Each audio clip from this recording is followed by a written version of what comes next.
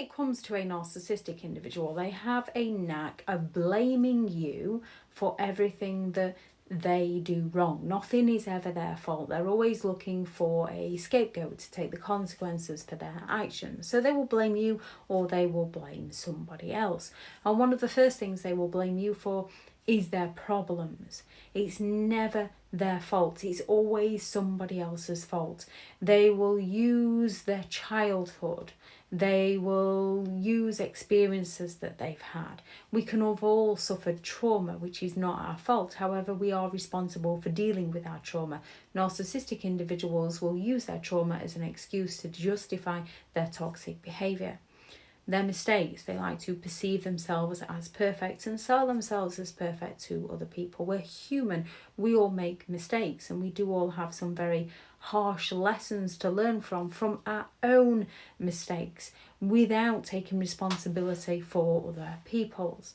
They will blame you or those around you for their toxic behaviour. It's always somebody else's fault or somebody deserved it. They will not take responsibility for their toxic behaviour.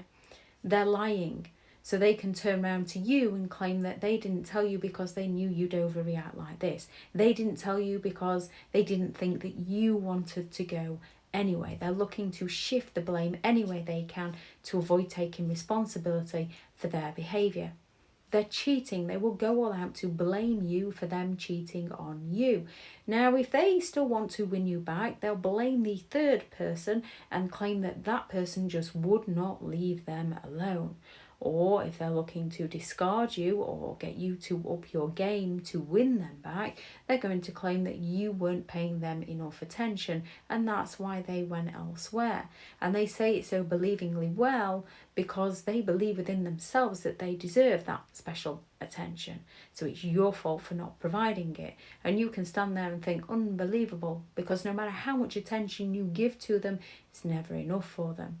They will blame you for their emotional outbursts. Now, they will go all out to push and poke and prod away at you and frustrate you and answer a question with a question, fail to communicate with you so that you have an emotional outburst at them. Sometimes the person who's acting emotionally abusive is the one who's being emotionally abused.